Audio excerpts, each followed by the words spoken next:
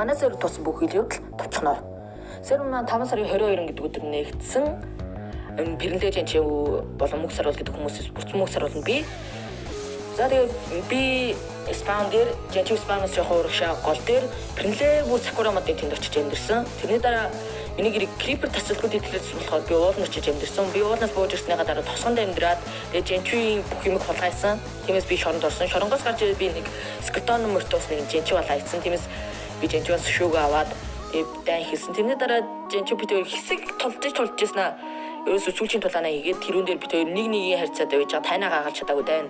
Нөгөөд бол дуусаагүй гэсэн. Тэрний дараа би Пэрэнлэгийн гэрийг санаасургүй шатааж хайснаар Пэрэнлээс Жанчи хоёр нийлж байгаа надруу дайсан. Нэг эсрэг хоёр дээр би яах юм бэ гэж байжсэн. Пэрэнлэл манай ингэ бэлгүүн орж ирээд бэлгүүн манай талд орсноор бид хоёр хоёр эсрэг хоёр дай хийгээд тэгээд эсрэг талаа бууж өгүүлж чадсан. Гэтэ эсрэг тал яг үндэ бууж өгөөгүй бид хоёр рүү буцаагаад дайсан. Тиймээс бид хоёр дахиад тулцсан.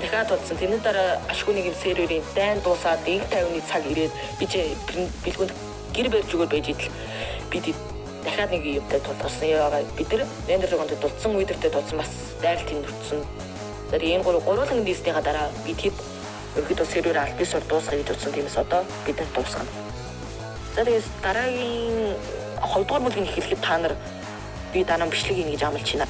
За тиймээс 2 дугаар бүлэг дээр олон гоё зүйл болон та нар миний надад лайк дараад за тэгээд би юусэн ингэж гойж байгаагүй гэхдээ subscribe дараарай. За зүгээр subscribe дараа тийм зүгээр бай. Зүгээр subscribe дарахгүй ч үгүй. Би бичлэг 2 минут хүртэл болгох хэрэгтэй. Тэгээс тэр он би зүгээр дараагийн бүлэг дээр юу хийх хас.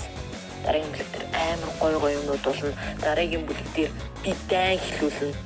Тэр дайн бол тийм энэ сервер дээр дайн шиг тийм уртанд дуусахгүй. Энэ дайн бол маш шууд маш гайхамшигтай хизээж